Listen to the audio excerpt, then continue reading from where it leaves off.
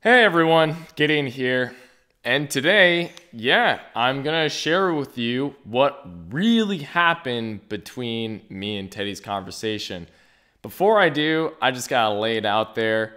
I'm actually kind of grateful to Teddy that he really pushed for this document, really exposing what we're about. And I didn't know that he called in the schools, he called in the newspapers, he called in media to come and film us. Actually, that really helped push the whole agenda of the Rod of Iron Ministries. I mean, I wouldn't say agenda in a bad way. Actually, it's a really good agenda. It's God's agenda for everyone to understand about the kingship, the royalty, that, you know, sons and daughters of God are also prince and princesses and kings and queens of God. And also the Rod of Iron Ministries, that we have the right to defend ourselves, that we have the right to defend the most important thing in our lives. Well, and that's God's people, that's God's children, that's God's kingdom, that Christianity is in, and also all other, you could say, cultures who have that potential to come into the kingdom, right? So, hey, I gotta say, thanks a lot, Teddy. Now, for this, a reason why I would talk about my conversation with Teddy is because there is a lot of false narrative. They were really trying to push this narrative that we're horrible people, that we would initiate violence, that we would go on and initiate violence onto the LGBTQ community, and we might initiate violence into the schools around us, like other schools that have been shot up by crazy criminals who were on psychotropic drugs with AR-15s and so on, right? I had a long conversation with Teddy. I was thinking about making a video of this much earlier with a much more gentler heart and much more gentler perspective, but as I see with the editing process of what they did to me, which was totally unfair. But hey, I learned my lesson that I gotta bring a camera, or I had to have like a friend to bring a camera as well to come shoot us, because really with cameras, they're almost like propaganda weapons, right? If they shoot a camera on you and you don't have a camera, well, guess what? Your reputation's dead. You're a dead person, because they could just edit it however they want, and they can make you look like a fool or make you look stupid and whatever. So I learned my lesson, but thank God there are people who are awake, who saw what we were about, and are actually joining into the Rod of Iron Ministries, who are joining into the kingship. So, hey, all right, cool. But let me just explain this part of mine. So when I came in, this is what happened in my side of the story. There were young people in our church and our community who came up to me. They're like, "Hey, kid, the media's out there, and there's protesters out there, and no one's talking to them. Can you go talk to them?" And I was like, "Okay, fine. You know what? I'll do it for the community. I'll do it for the kids. I really didn't want to, but whatever. I'm gonna go." So I went, and I'm seeing the media over there, and you know.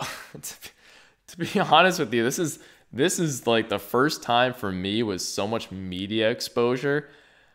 It felt really uncomfortable because the feeling that I got, with all those cameras and those reporters, I don't know, to me, they just felt like a bunch of fluttering demons just going, right? And it's really uncomfortable. And I'm just like, man, I really don't want to talk to these guys. And to be honest with you, I almost had like this defensive mode, because obviously they're going to push a certain propaganda, a certain agenda. Don't get me wrong. If there was any conservative or libertarian news outlets, if I know that they're conservative and libertarian, I would feel free. I would be like, oh, okay, like you guys would know what we're about, and you're definitely going to be more open to listen to what we're about, instead of pushing some stupid narrative that we're not. So I saw Teddy there, and Teddy came up to me and he said, "Hey, my name's Teddy Hose." And I've heard of the Hoses before. I've heard of David Hose. I didn't know so much of his mother or what happened to her. But automatically I knew that, he grew up in the church. He's a second gen. He was a blessed child. And just out of that, I can't help but, as a younger second gen, just give some type of a reverence, right? Not like a worship, obviously, but older second gen, the times that they went through was very unique, and I can understand. I've heard stories of what they went through, of what what their parents have strived for, and maybe they did feel lack of love from their parents in some ways, or whatever. I understood that kids at that time had it really hard, and I just have an automatic respect for them. And with Teddy, I just have this automatic heart of, oh, okay, he's my older brother, and even though I wouldn't agree with a lot of what he stands for, I don't know, it's something kind of automatic. I think the way that we grew up in the Unification Church, the way of respecting our elders, even if we do disagree with them in some ways, it's just kind of there. And anyways, so I had a very warm heart towards Teddy, and I'm sorry to say, Teddy, I'm gonna have to expose to you because of the way the editing was with A&E. Now, personally to Teddy, maybe you weren't exactly the producer who edited and all that stuff. So maybe if it were in your hands, it would have been different. I'll give you that chance. But to be honest, when I watched it, I was like, dang, man, I felt like I kind of got backstabbed right there. Just the way it was edited. Because I thought our conversation was actually, was very gentlemanly done between us. It was a very good conversation. And I felt like there was some type of a sincere brotherly love towards each other, even though that we have different stances. But the way that I saw how it was edited and seeing the narrative getting pushed, I personally felt disrespected, how it was all treated between us. And again, I mean, don't get me wrong, I am grateful that you push this with A&E, and now this is being exposed to a lot of people, so I'm grateful of that. But just out of like a personal thing, between us, it's like, dang, man, that's kind of dishonorable, because I basically gave you all the answers to that went against the narrative. And maybe the take should have been, oh, maybe these people are different, but no, it didn't go with that take. It just pushed the narrative that we're crazy. So I'm gonna expose you in a way, and I'm sad to say that, because it's just like, dang, man, like we came from the same, like similar cultures, right? But that editing, it kind of made me look stupid, and it's like, okay, well, let me show the truth, okay? And usually when stuff like this happens to me, when really unfair stuff like this happens to me, I'm not really an aggressor. I don't really push to fight back or say, oh, that's unjust, and I just usually let things go. But I think I just had enough just seeing where people are going with power. It's just like, man, I've been disrespected so many times. I have to push. I have to fight back, and I won't do this out of aggression or resentment. It's actually doing this out of love, because putting in this big national stage, and that was, and I looked like an idiot. Or maybe that's just like a personal thing. I don't know if it's some type of insecurity. I don't really think it's an insecurity, because the thing is, I'm representing something, right, that has such a good message, and it's been not really been tainted, but it's been looked at it from a totally different perspective that's not true. And it's like, dang, man, if you're gonna try to hit me like this in the limelight, well, then I gotta tell you the truth of what really happened, okay? So here's what really happened. When I went over there and we talked, Teddy, he now don't get, you know what? Don't get me wrong. What I'm gonna share, this is what I remember because I don't have this on film. Okay, this is what I remember. So, but if any of you who are watching and don't believe me, well, guess what? Go to Teddy or go to A&E and try to get the whole film if you can of what happened. I'm not ashamed of what I'm gonna say. What I'm gonna say is I'm not lying. I probably can't tell everything because I can't remember everything. But and Teddy, I'll even push you, please. If there's some way, show the full interview between me and you, because I felt it was actually a really good interview between this older second gen and this younger second gen. I think it would open up the eyes of a lot of people in our community. So, okay, let me go on. So when I was there, he asked me, from what I remember, why are you guys doing this? And I basically said that, what did I say? I said that we let the community know and the police department know that we're actually going to do this. About 6 months prior. So it was way more planned before the Florida event. And then he pushed on asking me, well, you know, ever since the Florida thing happened, why couldn't it have been done on a different day? And when you saw in the A&E, that first answer that I gave, it was for that question specifically. You know, why do you have to do it on this day? And then that's when I basically said, well, you know, this might actually show something beautiful because, you know, with all this media attention, we could actually show what we're about, but also really change America to understand the value of the Second Amendment, how it was actually given by God, and also the right of kingship. So that first answer that I gave in A&E was for that question.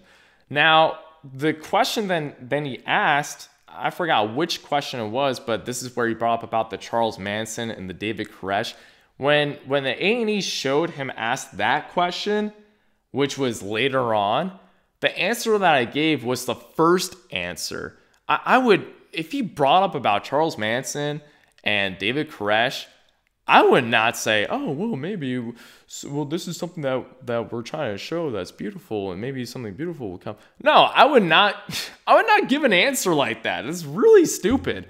I gave it really direct, okay? I said to Teddy, well, you know what? We're very different from those guys. Well, different from Charles Manson. I didn't really know so much about David Koresh, because then I said, look, with Charles Manson, he had a cult with psychedelic drugs. He had these 3 bald-headed disciple women that he had, and he sent them off to go murder a congressman and some celebrities.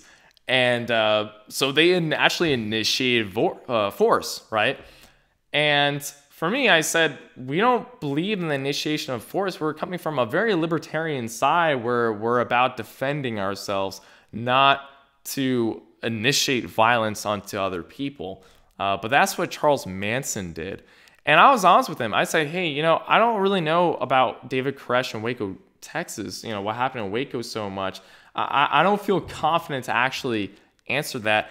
So then I asked him, do you know, can you tell me anything what happened in Waco? Can you tell me what happened with David Koresh? And, you know, at the time, I didn't think it was a big deal, but Teddy was just like, yeah.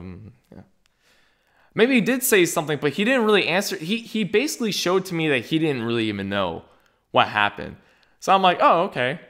You know, just mind you, when I was talking to him, I didn't feel threatened. I didn't feel like, oh, he's going to use this media to use bad propaganda against me. I thought it was going to be really honest. So I really had no heart to attack him or anything.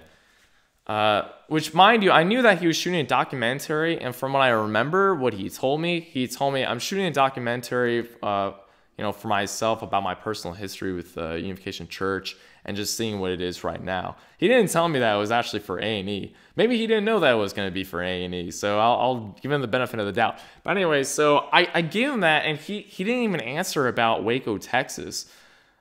So it just, so when you saw Sammy Park saying, if they're pushed so much to the point, we'll have another Waco, Texas. He probably doesn't even know what really happened in Waco, Texas, right? It just became this really bad, like taboo labeled event that no one really knows, right? So let me tell you really quick of what happened in Waco, Texas. It's actually this cult that lived in a compound that had communist values, but they didn't initiate any violence. So actually the government came in and initiated violence on their compound, killing 70 people, killing men, women, and children. So it was the government's fault that they technically actually killed peaceful people who did not initiate violence, even though they have an ideology that's very different from ours, because we believe in free market capitalism, we believe in private property, we believe in freedom. They did compounds and communism. So that's very different. Okay, so I answered that about Charles Manson at least, but he couldn't answer about Waco, Texas, okay? He goes on saying, asking, well, are you guys going to basically be like terrorists, like ISIS? And I answered him, no, it's not going to be like ISIS. It's not going to be like, like that stuff, because these are two very different ideologies. I think it's because he was saying that since you're connecting guns with religion, you guys are just going to be a bunch of fanatical, crazy terrorists, basically like ISIS. So I said no, because our ideologies are so different. Where in ISIS, sticking with the Quran, they are willing to kill the infidels. They're willing to kill the non-believers. For us, even though people don't have to agree with us, we wouldn't initiate violence on them. Matter of fact, if our neighbor who isn't a believer is in danger, not saying that, out of our free will, we could choose to actually help out our neighbor, and we would actually be considered a good Samaritan for that, right? So that's the answer I gave him. What else was he saying? Okay, yeah, so he was saying about what happens when, young second gen or young kids get this power and they just go all testosterone crazy. Yeah! Right? And misuse it just like his brother. Which, by the way, he brought up his brother to me about shooting his mom in the beginning. And, at the time when I was listening to him, I just felt bad. Oh, dang it. I'm sorry of what happened, with your mom and paralysis. I mean, her being paralyzed. And I did feel really bad, but I didn't really connect it with, let's push the narrative that what happened with my brother, with his mom, well, that's going to happen with the second gen in our community. No, it's not. I mean, that's my opinion. I really don't think it's going to happen because, well, okay, here's the thing. So he asked that question, and then the way that I was answering, I'm like, okay, to each their own, meaning, people are responsible. And then I said, but the way the culture is developed, and automatically just edit out the rest of what I said. And just to let you know, in Washington Post, it actually talked about it talked about our talking to each other between me and Teddy. And it said these two guys had a gentleman-like battle.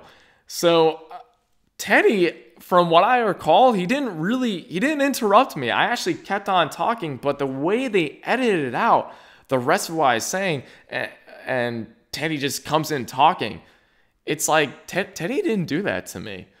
From what I remember, he didn't do that to me. I actually kept on finishing my point. But I guess they're trying to make me look like, some dumb idiot that doesn't know how to make a clear answer. I'm just overpowered by, Teddy's question.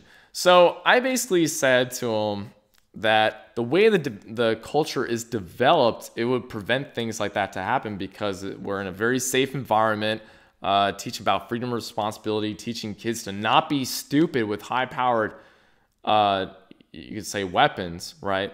I'm not really saying high, but they are weapons that could be deadly, right? Of course, with semi-automatics.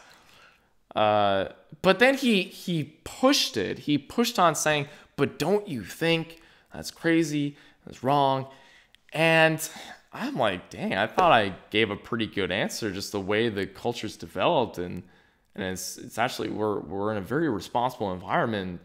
And again, my heart's towards him. So I'm thinking like, oh, maybe he needs like another answer so I could satisfy him, so I could please him, because I'm not thinking about the cameras. I'm just really thinking about him.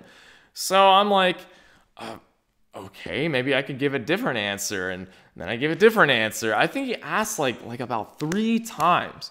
So finally, in the last one, I'm like, man, how else to please this guy? So I'm looking at Misha. I'm like, do you know anyone that's like that? That's like, ah!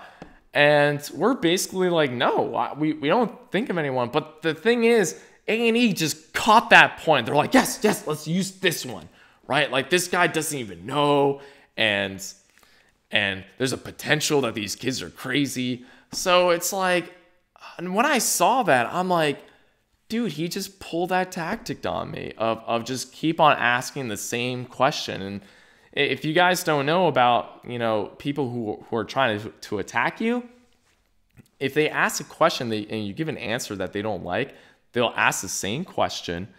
And if you know where they're trying to push, where their narrative is that they're about power, they're not really about love, or they're not really about, finding truth, and they just ask the same question, you just give them the same answer. I should have done that. I should have just gave the same answer and just stuck with it. I'm sure no matter how right I give these answers, they're always going to find something to make us look really bad, right? But anyways, so I gave him that answer, and I guess it didn't satisfy him enough. The next part was being called peace police, peace militia. And he's like, why are you guys being called like peace militia? It sounds very violent, blah, blah, blah. And I remember me and Misha were actually explaining that with the peace militia, well, our motto is love God, love your neighbors. So again, we wouldn't initiate harm on people. We would actually defend people from unrighteousness. And I was explaining to him the history, how America didn't have a standing army. It actually had militias, and there was less crime that happened in early America than it did now. So I was explaining those basic statistics in a way, general statistics. So I gave him that answer, and then eventually, I can't remember everything, but eventually he got things personal with, how bad Hyungjin is, how bad Pastor Sean Moon is, right? How bad Second King is. So then he says, well, the Moons are rich. Like just because they're rich, they're bad people, right? So, which is okay. This is true that the Unification Church has accumulated a lot of money. Yeah, right. But then I said to him, hey man, like this guy Hyungjin, he gave up $2 billion. He gave up $2 billion because he wanted to protect his father's integrity. He wanted to protect his father's his father's teachings, because he'd rather protect his father's teachings that's externally not worth anything, really, than to keep $2 billion, okay, and defy his father and just go along with his mother. So he actually went against his mother, which that's hard enough to go against your own parent, right? And leave everything behind. Leave the $2 billion behind. Leave your social life behind with those people. And I told him when he came here to Pennsylvania with his brother Kukjanim, or Justin Moon, they were here all alone. Why? Because they were there to protect their father's dignity, their father's legacy. They didn't want to trash it.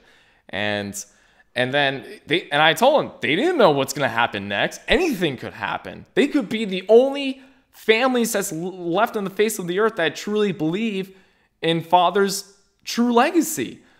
But then just finally, when they just spoke out the truth, then people came to their aid and ended up going with, father's legacy, father's true legacy. So they didn't know what was going to happen. And I remember when I told him that, he gave me a face like, oh, shoot, that's new. I didn't know that, right? He gave me that kind of a face. But I guess that didn't matter. I remember in the end of A&E, he's like, I knew this kid who grew up in a rich family. I just told you, man, like, that's even more surprising that there has been a child that grew up in a rich family and he ended up choosing his father's legacy, going with his father's teachings over a bunch of money that was there in the first place ever since he was born. I give a lot more respect for that. And he didn't give any respect for that. Another thing that he told me about Hyunjin was that Hyunjin was a big bully. He told me some bad things of what he did when he was younger. I don't know, maybe like 14 years old or something like that. Well, I guess you've seen the videotape. But anyway, so then I just shared with him, hey man, that's the past. That was the past. He has repented long ago. He has changed his ways. And I said, look, he never claimed to be perfect. He never claimed to be the savior. And that's what he said in the beginning, that he thinks of himself as the savior. Well, no, that's the second coming of Christ. That's the savior. He's just a representative. He's just the son. And he even said that in the interview with Elizabeth Vargas, that he's not the savior. What's another thing? So yeah, that he's a big bully. And I just explained to him my side. I'm like, dude, the guy must have changed. I'm sorry for what happened. If I'm not saying, like, I feel bad, what happened to you or to other people of what he did. I just feel bad.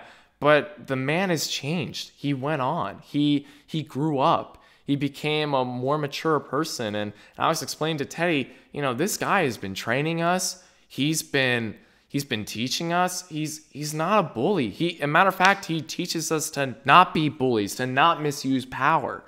So I'm trying to explain that to him, and he wasn't believing me. But then Misha brought up a good point. She said, well, if you look at his kids are actually really good kids. They're not looked up as this, like everyone just bows down to them and everyone just reverts to this like robotic mode and always serves them with like, a sirloin steak on a platter or something like that. They're just treated like normal kids, even the third king, even the one who father chose, the third king in line, even he's treated like a normal kid. And none of them are bullies. I don't mean to put Hyunjin's kids, out on the front, but they're sincerely good kids. They're just normal kids. And I remember his reaction to that. He was like, "Huh, wow, I can respect that. I can respect that." So that's really all I could remember, and it's really sad what happened between, with all this with A&E, because I thought me and Teddy had a really good talk, and, but it didn't, they just kept on pushing the narrative. I in my heart believe in Teddy, that Teddy is a good person, but I gotta say, for what he was behind, it's not good. It's not good. And I hope that there can be some honesty in him in his in this whole show with the A&E. And I don't wish bad on the guy. I don't even wish bad on Sammy, but with their narrative of what they're pushing, it's not good. But hey, at least they got us to be known to the whole world of what we stand for so far, right? Eventually things will keep on going, more so the world will know what we're for. And but this is a big step. It's a big step. I believe that God has actually did use them in a good way. So I'm not so mad. I'm not so mad about that part. But just as them as people, as individuals, I was a little bit disappointed. But anyway, I wish the best for them. And I learned my big lesson. When cameras are on your face, bring yourself a camera. That's a weapon. That's a weapon of truth. And that's what Second King did with Elizabeth Vargas. And hey, you got to see the real conversation, right? Instead of this whole editing of Second King, right? Looking like an insecure, or interrupting Elizabeth Vargas, or just mixing up his answers in just one simple answer that she gave, right? So anyway, it was I think I might just give a personal review about with A&E. But anyway, so that's from what I remember what happened between me and Teddy. And anyway, so I love you all. I wish you guys the best. Peace out. Mwah.